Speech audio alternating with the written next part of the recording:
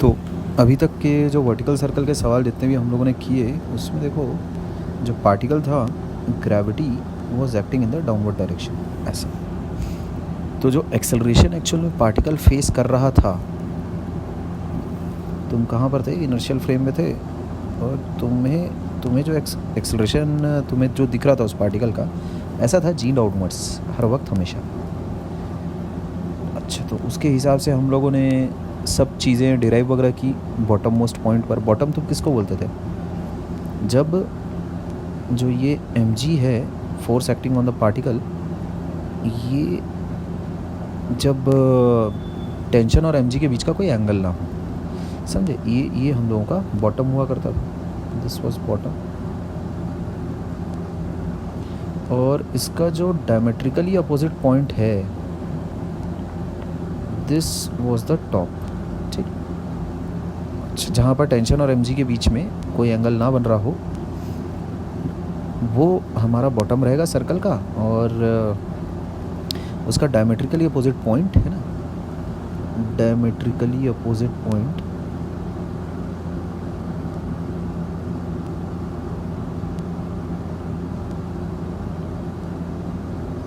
ठीक with respect to bottom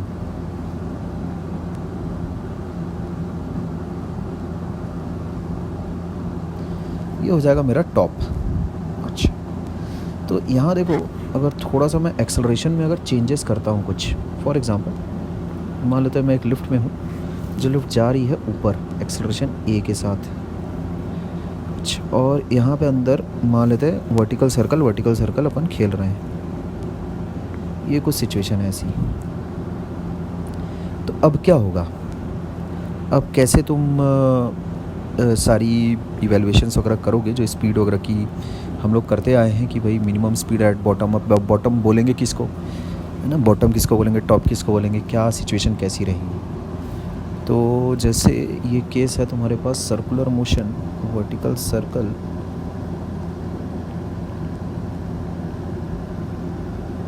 in a lift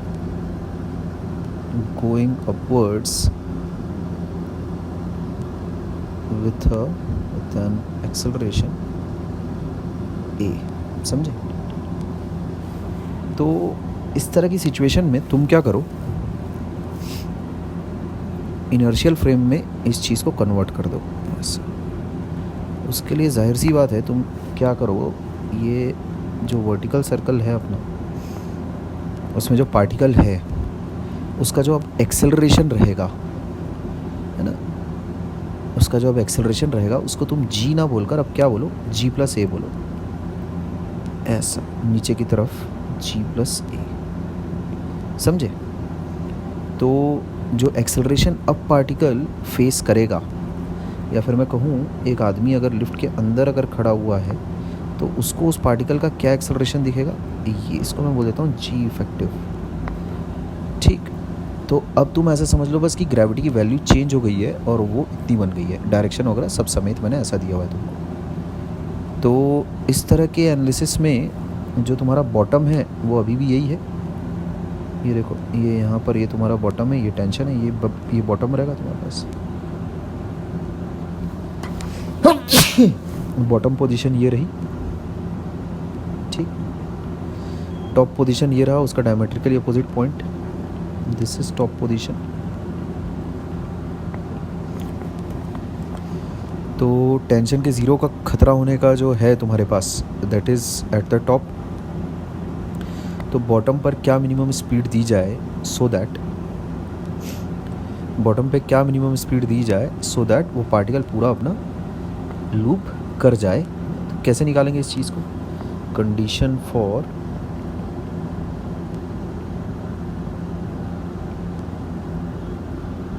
looping the loop, ये अगर तुम्हें निकालना है, फाइंड आउट अगर करना है, क्या करना पड़ेगा? तो कुछ नहीं, बस जी को हम लोगों ने जी इफेक्टिव से रिप्लेस कर दिया और कुछ बात नहीं है, समझे? तो उसके लिए वही सिंपल साधारण सा एनालिसिस। अभी क्या करो, यहाँ पर पार्टिकल अगर है तो उस पर फोर्स क्या लग रही है, mg इफेक्टिव, और ये t ऐसा। अच्छा, तो अपने को पता है कि टेंशन ऐसा डिक्रीज़ करता है, ठीक है। तो अगर हम लोगों ने यू मिन से यहाँ इसको प्रोजेक्ट कर दिया पार्टिकल को, तो यहाँ पर आकर बस टेंशन यहीं पर आकर 0 हो गया, तो वो यू मिन कितना होगा, है ना। अच्छा, तो उसके लिए देखो यहाँ पर ये जो v है वो पहले तो तुम निकाल लो। कैसे? यहाँ टॉप पर अगर तुम देखो तो पार्टिकल का जो एफ बनेगा कुछ यूँ बन जाएगा, एम जी इफेक्टिव, टेंशन तो हो गया 0 और v²/r, तो v बराबर v² r है ना। इससे देखो मैं ये बोल सकता हूँ एम जी इफेक्टिव बराबर mv²/r, m और m हट जाएगा, इसका मतलब v आ जाएगा मेरे पास √r g इफेक्टिव। ठीक, मतलब अगर मैं यूमिन से बॉटम मोस्ट पॉइंट पर अगर स्पीड अगर देता हूँ, वही सारा एनालिसिस वैसे ही है, सेम टू सेम है सब कुछ वही, बस जी की जगह जी इफेक्टिव लग जा रहा है। फिर भी मैं तुमको करके दिखा दे रहा हूँ कि कुछ ऐसा कुछ फ़र्क नहीं आएगा। अब उसके बाद तो फिर पता ही है क्या करना है, वर्क एनर्जी लगा लो, है ना। यहाँ half m u min square minus m g 2r बराबर हाफ एम वी स्क्वायर, तो इससे मेरे पास यूमिन आ जाएगा, यूमिन कम्स आउट टू, ये सब तो किया हुआ है यार दर्जनों बार, 5g इफेक्टिव टाइम्स r। ठीक, ये बहुत दर्जनों बार किया हुआ है। Solve this to get this, ये यहाँ से यहाँ आ जाता है। ठीक, और v ये पुटअप कर देना, तुम समझ रहे हो बात। तो इसमें जो g इफेक्टिव है वो क्या है, वो g प्लस a है, 5 times g plus a times r ऐसे, तो यू मिन तुम्हारे पास इतना हो जाता है। ठीक है, ऐसे ये हो जाएगा अपने पास। तो इसमें जो चेंजेस हमने करने पड़े लिफ्ट के अंदर, वो क्या करने पड़े तुम अगर खुद लिफ्ट के अंदर अगर होते, है ना, तो उस फ्रेम से जो एक्सेलरेशन तुम ऑब्जर्व करते उस बॉब का, वो कितना रहता, उसके रेस्पेक्ट में सारा काम कर देने का। समझ गए? जैसे मान लेते हैं अब let's say you are in a trolley moving with horizontally moving with some acceleration. ठीक है, तो इसको कर लेते हैं अपन केस 1। इसको अभी देखो, अगला देखो मैं बताता हूँ तुम्हें, केस 2 ऐसा कर लो, vertical circle in a trolley moving horizontally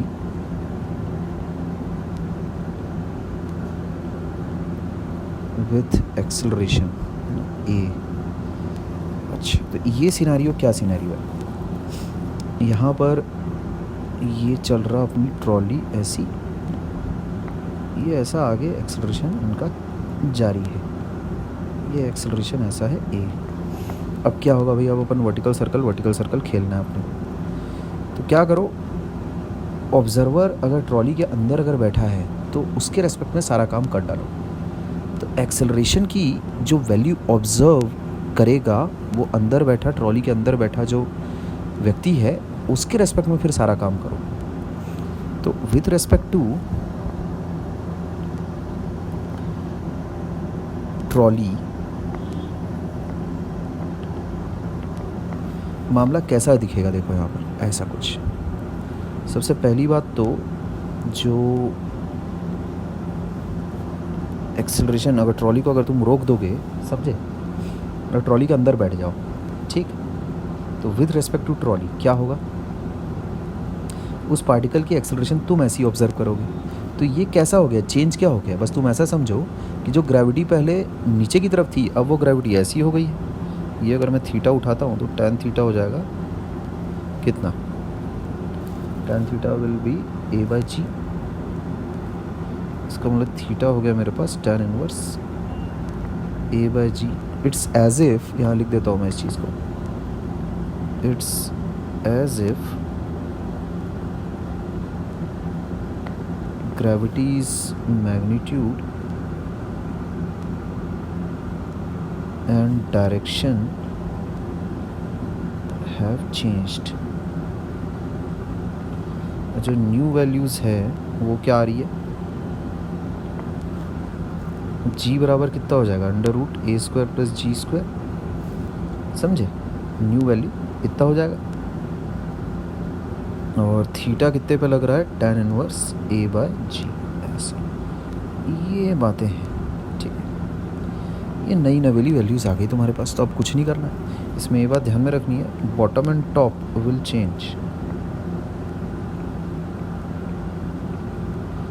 change. Bottom कैसा, जब टेंशन और तुम्हारा जो फोर्स लग रही है उस पार्टिकल पे, वो mg वाली, तो अभी कैसा लगेगा, mg इफेक्टिव लगेगी, तो अभी वो उसके हिसाब से अभी चेंज हो जाएगा। यहाँ देखो कैसे। अब तुम किसी भी फ्रेम में ये वर्टिकल सर्कल एनालाइज कर सकते हो। इसके ऊपर एक बड़ा प्यारा सा सवाल भी मैं तुम्हें करवा दूंगा, लेकिन वो चीज़ थोड़ा सा ऐसा है कि मतलब मेंस तो दूर की बात है, वो एडवांस के लिए भी थोड़ा सा कठिन है वो सवाल, वो प्रश्न, है ना। तो यहाँ देखो उसमें मामला तुम कैसा सेट करो, ऐसा हो जाएगा कुछ। ये हो गया जैसे थीटा, तो यहाँ पर mg इफेक्टिव ऐसा पड़ रहा होगा, और ये हो जाता है तुम्हारे पास टेंशन ऐसा। तो ये जो हो गया, ये हो जाएगा तुम्हारा नया बॉटम, ठीक है। ये हो गया नया बॉटम, और टॉप हो गया तुम्हारा, ये नया टॉप हो गया, डायमेट्रिकली अपोजिट पॉइंट, ये हो गया नया टॉप। समझते बात। अब इसके बाद यहाँ से यहाँ तक टेंशन डिक्रीजेस, फिर वही पुराना लॉजिक, सब कुछ सेम वैसी का वैसी। फिर यहाँ से यहाँ तक टेंशन इंक्रीजेस, ठीक। तो फिर वही सेम कंडीशन बॉटम पे, है ना। If you give the velocity, अभी कैसा है, नया जो बॉटम और टॉप है उसके हिसाब से अगर काम करें, यहाँ पर आपने दी यूमिन, यहाँ आपने दी यूमिन, यहाँ पार्टिकल की वेलोसिटी है v such that tension become zero here eight the top. तो यूमिन क्या होगा, तो यूमिन होगा अपने पास, वही सारी कैलकुलेशंस तो वही आनी है, 5g इफेक्टिव टाइम्स r, समझ रहे हो, फॉर लूपिंग द लूप।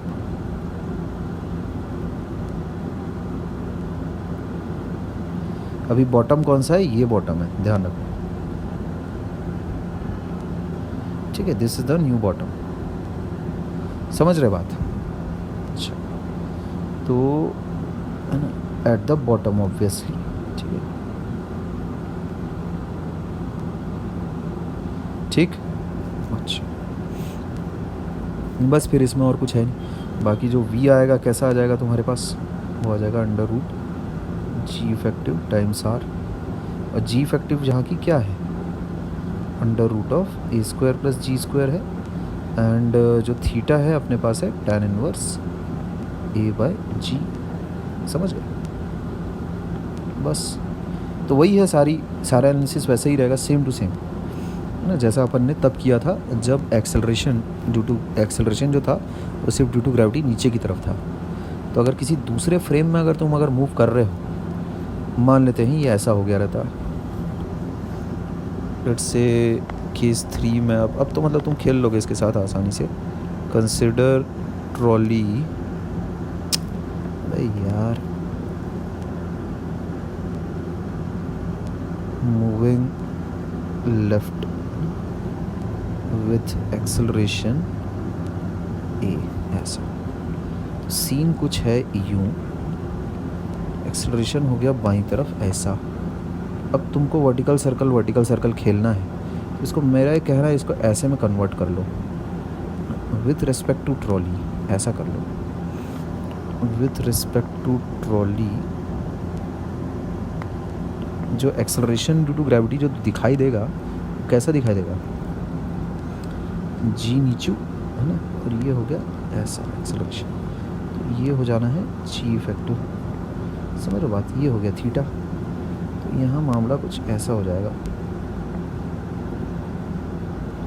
ठीक है।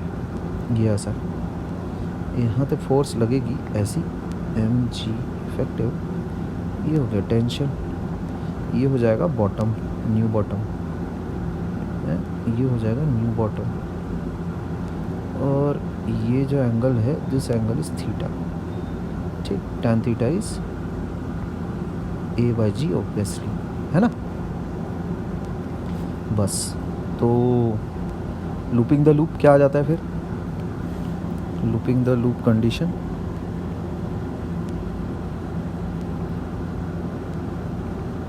क्या चीज़ हो जाएगी वो, यू मिन बराबर under root of 5g effective times r at the bottom.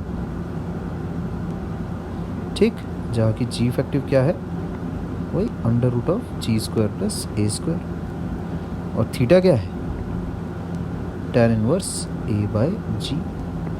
ठीक, ये ध्यान रखो, सारी कंडीशंस वैसी की वैसी है ना। टेंशन कहाँ पर ज़ीरो हो सकता है, this is the point where tension, this is the point where tension is minimum. सारा काम तो हम लोग बहुत अच्छे लेवल पर कर चुके हैं। ठीक, this is the point where tension is maximum. Clear है बात।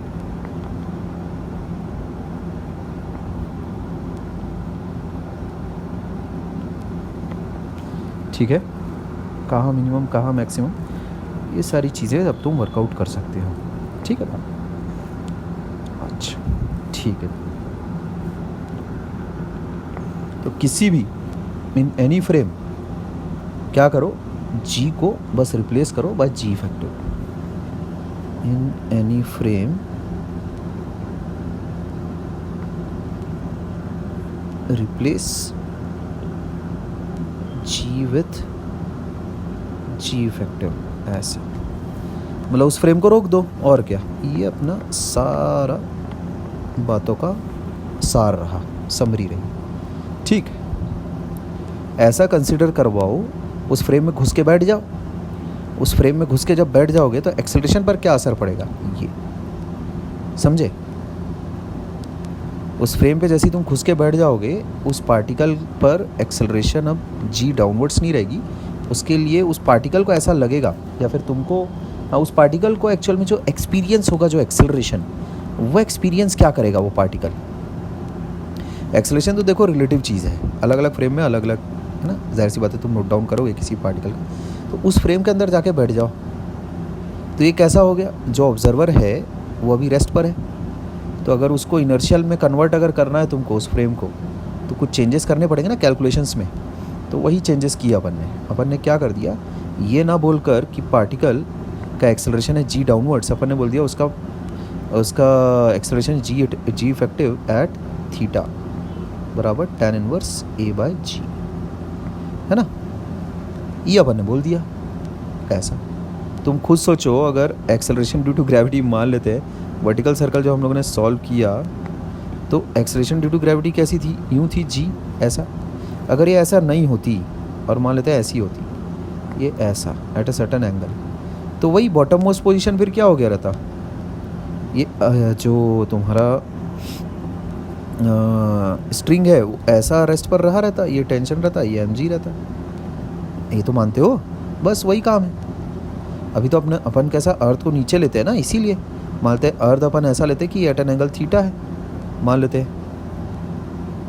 तो उस टाइम पे सेम सवाल तुम ऐसे सॉल्व करते अभी तक के जितना भी एनालिसिस किया है, बस यही बात है। तो अगर कभी भी अगर तुम फ्रेम अगर चेंज करोगे तो क्या करो, उसी फ्रेम को रोकना पड़ेगा एक्चुअल में अपने को, है ना। उस फ्रेम को रोको, या फिर मैं कहूँ उसके अंदर जाके बैठ जाओ। तो जब तुम उसके अंदर जाके बैठोगे तो जो एक्सेलरेशन एक्सपीरियंस कर रहा है वो बॉब, वो डिफरेंट रहेगा। कितना क्या वो सब अपन बातचीत कर चुके हैं इस वीडियो में। ठीक, तो ये चेंजेस बेसिकली करने पड़ेंगे तुम्हें। ठीक है, अच्छा।